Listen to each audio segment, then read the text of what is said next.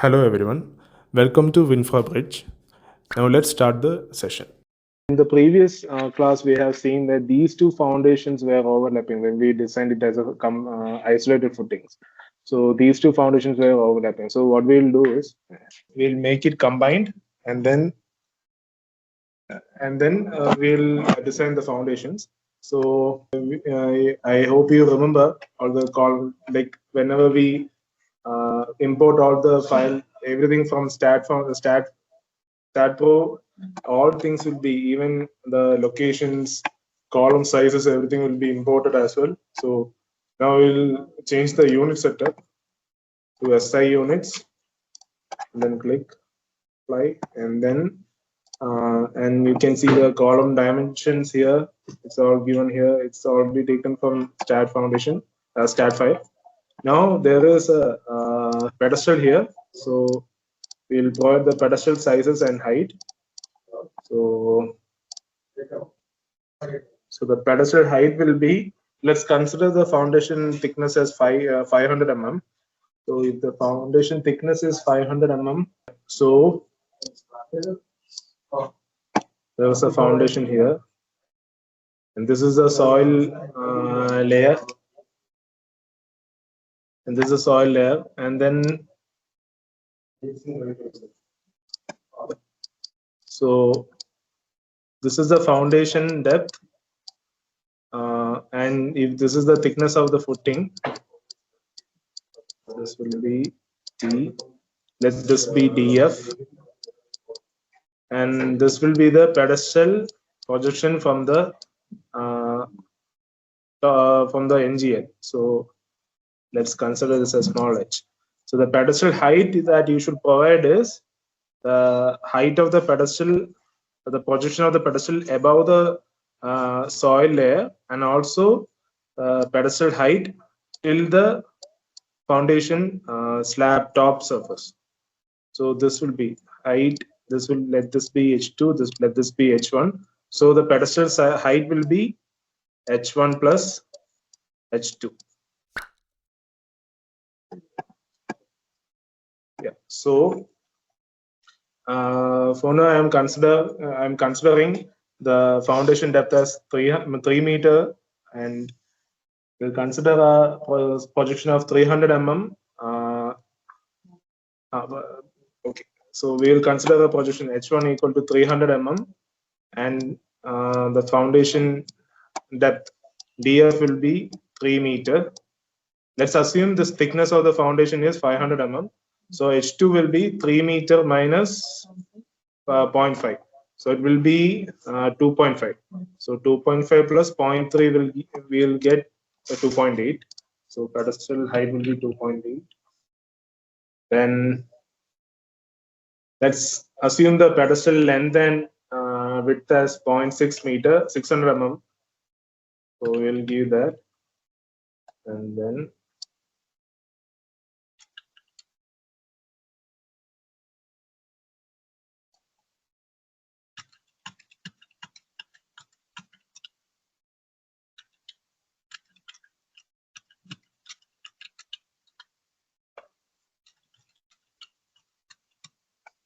so that's done. Then we will go to loads and factors tab. Here, previously mentioned, we have to change the type of load cases from primary to serviceability case and then ultimate case. So we'll change these ultimate load, primary load cases to all these serviceability type and ultimate type. First one completed.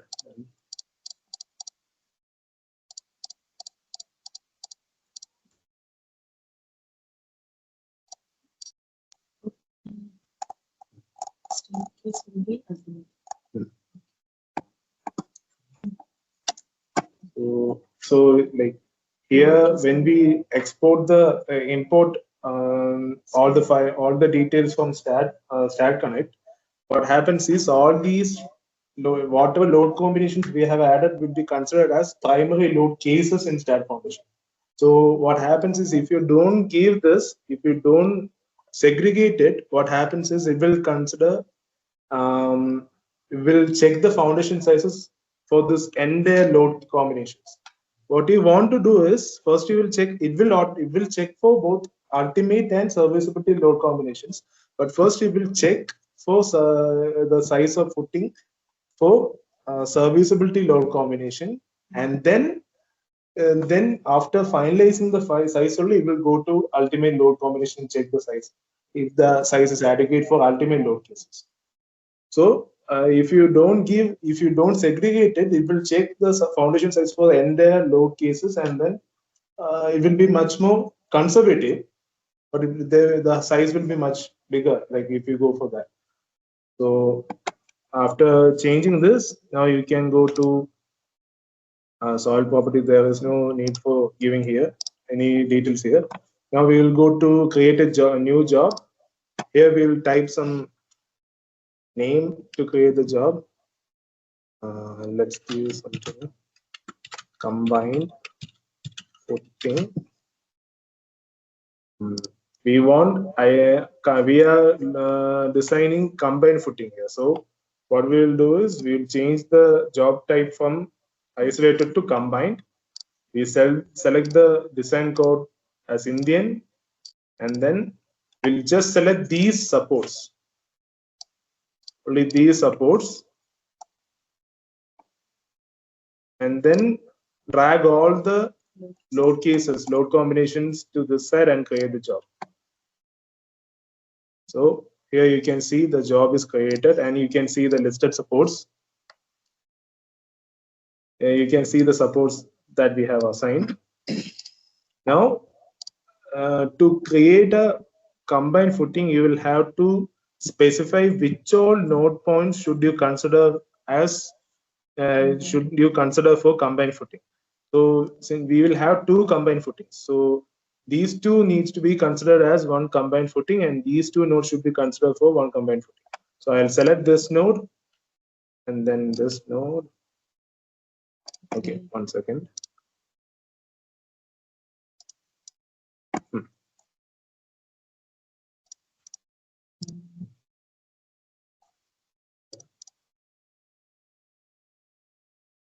Yeah, now I'll select these two nodes and then click on create from selected nodes.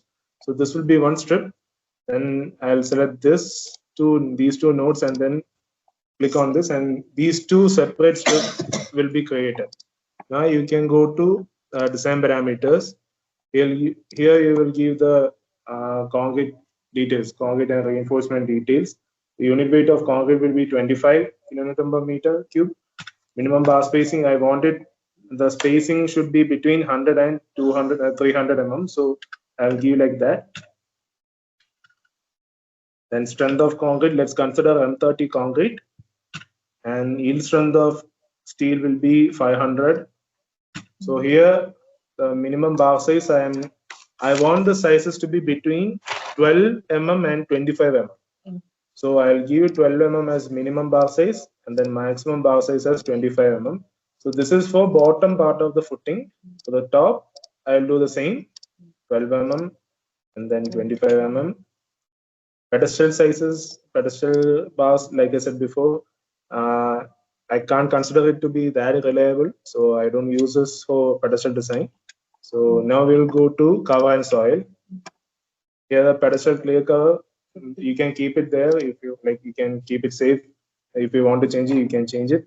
Footing clear cover, I want it to be 75 mm. Now unit weight of soil, so let's consider 18 mm, 18 kilonewton per meter cube. This you have to consider this as per the soil report given to you. So here I'll consider it as 18 kilonewton per meter cube. And base value, let's take the bearing capacity as 150 kPa. Now, in the previous class session, I had made a small mistake when explaining this. So right now, I will give this value as 1, and I will show you what's the difference here. Let's keep it like 1, and then we'll show. Okay, let's keep it as 1.5, and then I'll tell you what is the actual why we are providing this multiply. Then depth of the soil, I don't want I consider that there is no water table in this region, so I will give it as higher depth. Let's give it as like 10 meter. Then type of depth, sorry, this is depth of soil above footing. So I'll change the, since like I said before, here if we give the if we give the type as fixed top, then you will have to consider this as the height of the height of the soil above the footing. And this will change depending on the size of the thickness of the footing. So instead you can give the option as fixed at the bottom, so you can directly give the foundation depth. So I'll give this type of depth as fixed bottom. Now we will change to foundation embedment depth. Now you can give as 3 meter here. There is no surcharge pressure on the soil, so I will not consider any surcharge pressure. Depth of water table, I will consider it as 10 meters, since I am not considering any effect due to water table. Minimum percentage of contact area, I want, usually we can consider around 20% of loss of contact. So I'll consider 80% as a minimum area of contact, 80%. And then we'll move to foundation geometry, footing geometry. Here also it asks for design type. You can either set the dimension or you can calculate the dimension. I want STAAD Foundation to calculate the dimension. I have shown this difference before. When we set the dimension, you give a certain dimension, and STAAD Foundation will check if the size is adequate for the loads and all the loads, and then see if it's safe or not. If you are giving calculate dimension type, then it will you have to specify a range of dimensions, and then from these range, STAAD Foundation will check at certain increments, and then see which foundation size is adequate for the loads. So I don't want, so fix left overhang, fix right overhang. If you want it to be fixed, you can give it as fixed. If you don't want to, it's up to you. Fix the width. I don't want any of that. What I will do is I will give a minimum overhang. So let's consider the plan of the foundation. Let's consider this as a plan of the this as a foundation plan. And what it's saying, what it's asking is the overhang distance, this distance from the footing, from the column position. So you can give whatever foundation overhang you want. For now I will give 1 meter. No, now I will give 0.75 meters, 75 mm on both sides. So I'll give 75 mm here, 750 mm, sorry. Then minimum width should be, the minimum width they're asking is for this dimension. Let's take, since we are providing on 600 mm as a pedestal size, we will give 1 meter. 1 meter. And then minimum thickness, I'll give as 500 mm as a minimum thickness for starting. Then maximum length. So the length that it's specifying is this one. What should be the maximum length that up to which STAAD Foundation can check the sizes? So let's take it as 40 meters, because it will not go beyond 40 meters anyways. So yeah, maximum thickness you provide. Then how much, what should be the length increment that you want to consider? So I'll give as 100 mm. Thickness increment I will provide as 50 mm. Now let's go to sliding and overturning. So all these values are as per the, like, all these values are okay with me. So I'll start designing. See.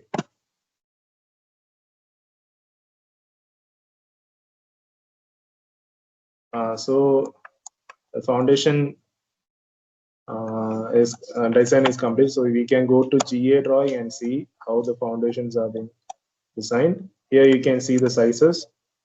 In this case, for this FC1 footing, the size will be 4.58 by 2.4 by 0.5, and for FC2 footing 3.48 by 1.3 by 0.5. So you can see here, you can find the schedule detailed drawing with schedules. You can see the top and bottom main reinforcement bar, also size of bar, and then the number of bars required in each directions. You can see all these here. Now we'll go to calculation sheet. Here you can see it has given the left overhang, right overhang, total length, total width, and then thickness of the foundation. Now the left overhang, right overhang is so this is the left overhang, and then this is the right overhang. You can see here. So you can specify if you want it to be fixed. You can specify that. If there is a restriction of overhangs, you can specify that as well. Also, if you want to specify the dimensions, you can specify that as well. So width is usually specified more. Length it will calculate on its own. You can see here. Now I will show you. I just told you before that I will explain about this multiplier on soil bearing capacity. So here, if you go here, I have given 1.5 as a multiplying factor. So if we go to see, if you go to ultimate gross pressures, like I said before, like in the previous session, I have explained what gross pressure and net pressure is. Gross pressure means the pressure acted on the soil due to the foundation weight, the load coming to the foundation from the columns, then and also the filling soil, the foundations, the soil backfill. All these weights, considering all these, the weight of or the pressure due to all these weight is what we call as gross pressure. And if we reduce the weight of the soil, backfill soil, then we call it as net pressure. So here, if you see the net gross bearing capacity of at ultimate load cases is 279. So here we have our base value as 150. Now what it will do is it will multiply. So this what STAAD, like I said before, STAAD Foundation will check the sizes for at serviceability load case, and later it will confirm if the sizes are okay for ultimate load case as well. So what it will do is it will find the gross bearing capacity using the net bearing capacity provided by us, and then it will check if the bearing capacity, if the bearing pressure coming to the soil due to the foundation loads exceeds the gross bearing capacity of the soil. So what it will do is 150 times 1.5. So 1.5 is what we usually use when we when we do factored moment, when we try to find factored moments, we usually multiply it 1.5, right? So that's the value here I'm giving. So it will multiply this factor to the soil bearing capacity and then add the soil weight as well. So I have given soil unit weight as 18 kilonewton per meter cube.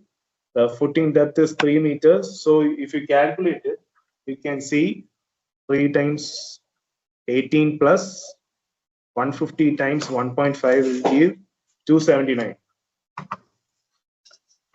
Now, if I give this soil bearing multiplier as 1 and then design again, you have seen the, one second. You can see the foundation size here, 4.58 by 2.4 by 0.45 and 3.48 by 1.3. So if I give this multiplier value as 1 and then design again,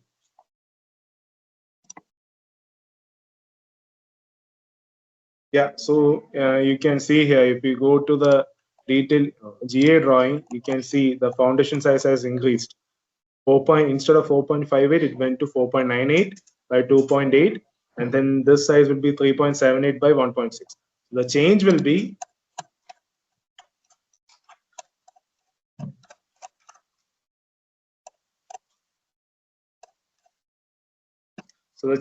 be instead of 1.5, which you usually give as fact, like instead of finding the use of this multiplier is, in simple terms, the use of this multiplier is to find the factored SPC. Usually SPC is not factored.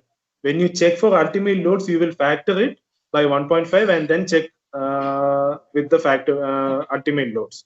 So if you give the multiplier as 1, then you can check the if you find the value, you will see it's around 204. So with this gross bearing capacity value, you will check the sizes and then see if it's okay or not. So when you are this is much more conservative. For these kind of small foundations, it's okay, but when you go for higher foundations with higher loads, it will be much significant. The sizes will be much significant. So if you want it to be conservative, and if you see that there is not much change of foundation sizes, then you can just leave this multiplier as 1 and it will check according to that.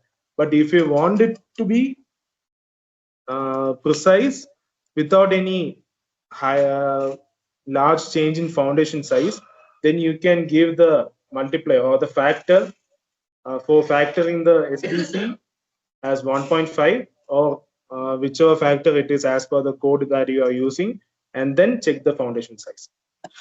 So here you can see all the foundation design, everything. You will find all the design foundation design details here. And if you see the summary sheet here, you can see the footing sizes, left overhang, right overhang, total length, total width, and the thickness of the foundation, and for both of the footings, what will be the reinforcement provided. So this will be the design for this is how you design combined footing in STAAD Foundation. Oh, I think combined footing will work on it and see, Rahul, but I think I isolated few doubts. I have doubts. Okay, you can if you want. You said in the beginning that it would check first for serviceability, and that same size it would check for ultimate. Yeah. Yes. So if it doesn't pass, it will increase the size for ultimate and it will give. Yes. It will change the size. You can see when I change the you can see here, if I change the multiplier here, you can see the change. When I gave it as 1.5, it showed when you gave it 1.5, the size was reduced 4.58. Now when you gave the multiplier as 1, what happened was, now it's checking for reduced bearing capacity at ultimate loads. So now the size will increase based on this. Okay. So it will check for ultimate load case also, and if it's not passing, then it will definitely increase the size and then design. So what he is asking is how to find the pedestal height. Now let's take this as one isolated footing. This is the cross section. What I'm drawing here is a cross section. Okay. Now let this be the NGL. NGL means a soil ground, natural ground level. So this will be the foundation depth. Let's consider it as DF. Now let the thickness of this foundation be T. Now this is the pedestal height, no? So the pedestal height will be divided into two. One below the NGL and one above the NGL. So above the NGL there will be some projection. So usually we consider as 300 mm projection, right? So let's consider 300 mm. Let's consider this height as H1. then we will consider this height, the height of the pedestal below the NGL as h2. So the height of the pedestal that you have to give in STAAD Foundation should be h1 plus h2. Now finding h2 will be h2 equals df minus t.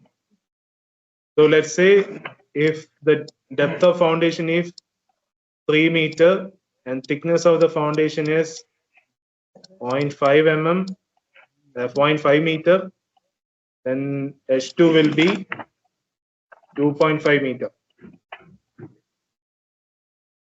Now the total height of the pedestal will be h1 plus h2 equal to 2.5 plus 0.3, which will be 2.8.